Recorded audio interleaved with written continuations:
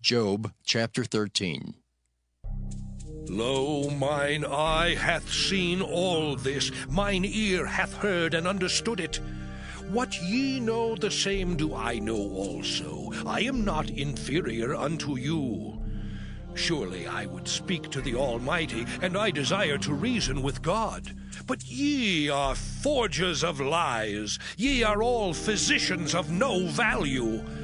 Oh, that ye would altogether hold your peace, and it should be your wisdom. Hear now my reasoning, and hearken to the pleadings of my lips. Will ye speak wickedly for God, and talk deceitfully for him?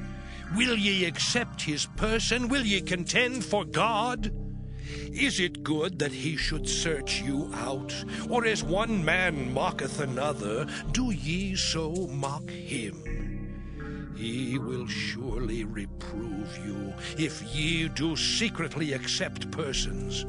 Shall not his excellency make you afraid, and his dread fall upon you? Your remembrances are like unto ashes, your bodies to bodies of clay. Hold your peace, let me alone that I may speak, and let come on me what will. Wherefore do I take my flesh in my teeth, and put my life in mine hand? Though he slay me, yet will I trust in him. But I will maintain mine own ways before him. He also shall be my salvation, for an hypocrite shall not come before him. Hear diligently my speech and my declaration with your ears. Behold now, I have ordered my cause. I know that I shall be justified. Who is he that will plead with me? For now if I hold my tongue, I shall give up the ghost. Only do not two things unto me, then will I not hide myself from thee. Withdraw thine hand far from me, and let not thy dread make me afraid. Then call thou, and I will answer. Or let me speak, and answer thou me. How many are mine iniquities and sins? Make me to know my transgression and my sin. Wherefore hidest thou thy face, and holdest me for thine enemy? Wilt thou break a leaf driven to and fro, and wilt thou pursue the dry stubble? For thou writest bitter things against me, and makest me to possess the iniquities of my youth. Thou puttest my feet also in the stocks, and lookest narrowly unto all my paths. Thou settest a print upon the heels of my feet, and he as a rotten thing consumeth, as a garment that is moth-eaten. Job chapter 14. Man that is born of a woman is of few days, and full of trouble. He cometh forth like a flower, and is cut down. He fleeth also as a shadow, and continueth not. And dost thou open thine eyes upon such an one, and bringest me into judgment with thee?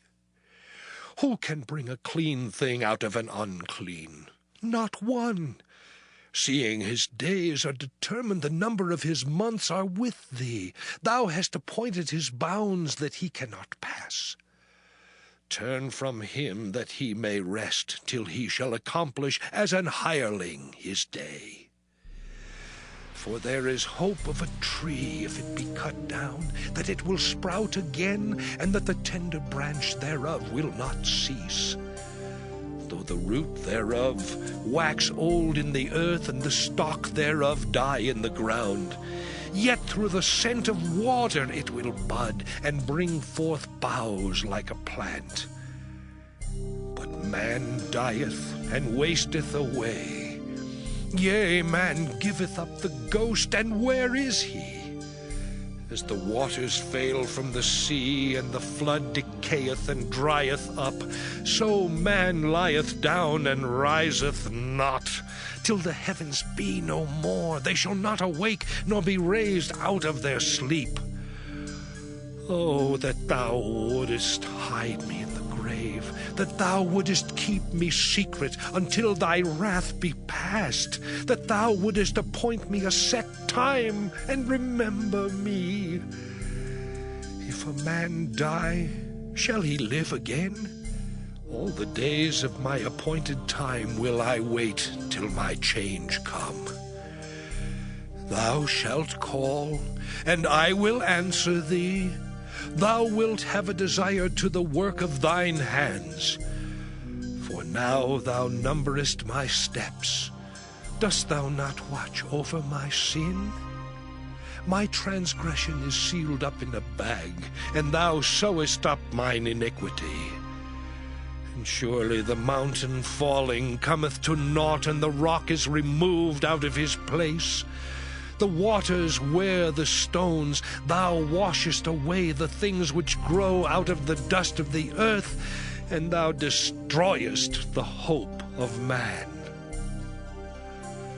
Thou prevailest forever against him, and he passeth. Thou changest his countenance, and sendest him away. His sons come to honor, and he knoweth it not, and they are brought low, but he perceiveth it not of them. But his flesh upon him shall have pain, and his soul within him shall mourn. Job chapter 15. Then answered Eliphaz the Temanite, and said, Should a wise man utter vain knowledge, and fill his belly with the east wind? Should he reason with unprofitable talk, or with speeches wherewith he can do no good? Yea, thou castest off fear, and restrainest prayer before God. For thy mouth uttereth thine iniquity, and thou choosest the tongue of the crafty. Thine own mouth condemneth thee, and not I. Yea, thine own lips testify against thee. Art thou the first man that was born, or wast thou made before the hills? Hast thou heard the secret of God, and dost thou restrain wisdom to thyself? What knowest thou that we know not? What understandest thou which is not in us? With us are both the gray-headed and very aged men, much elder than thy father. Are the consolations of God small with thee? Is there any secret thing with thee? Why doth thine heart carry thee away? And what do thy eyes wink at, that thou turnest thy spirit against God, and lettest such words go out of thy mouth? What is man, that he should be clean, and he which is born of a woman, that he should be righteous? Behold, he putteth no trust in his saints, yea, the heavens are not clean in his sight. How much more abominable and filthy is man, which drinketh iniquity like water. I will show thee, hear me, and that which I have seen I will declare, which wise men have told from their fathers, and have not hid it, unto whom alone the earth was given, and no stranger passed among them. The wicked man travaileth with pain all his days, and the number of years is hidden to the oppressor. A dreadful sound is in his ears. In prosperity the destroyer shall come upon him. He believeth not that he shall return out of darkness, and he is waited for of the sword. He wandereth abroad for bread, saying, Where is it? He knoweth that the day of darkness is ready at his hand. Trouble and anguish shall make him afraid. They shall prevail against him, as a king ready to the battle. For he stretcheth out his hand against God, and strengtheneth himself against the Almighty. He runneth upon him, even on his neck, upon the thick bosses of his bucklers, because he covereth his face with his fatness, and maketh collops of fat on his flanks. And he dwelleth in desolate cities, and in houses which no man inhabiteth, which are ready to become heaps. He shall not be rich, neither shall his substance continue, neither shall he prolong the perfection thereof upon the earth. He shall not depart out of darkness. The flame shall dry up his branches, and by the breath of his mouth shall he go away. Let not him that is deceived trust in vanity, for vanity shall be his recompense. It shall be accomplished before his time, and his branch shall not be green. He shall shake off his unripe grape as the vine, and shall cast off his flower as the olive. For the congregation of hypocrites shall be desolate, and fire shall consume the tabernacles of bribery. They conceive mischief, and bring forth vanity, and their belly prepareth deceit.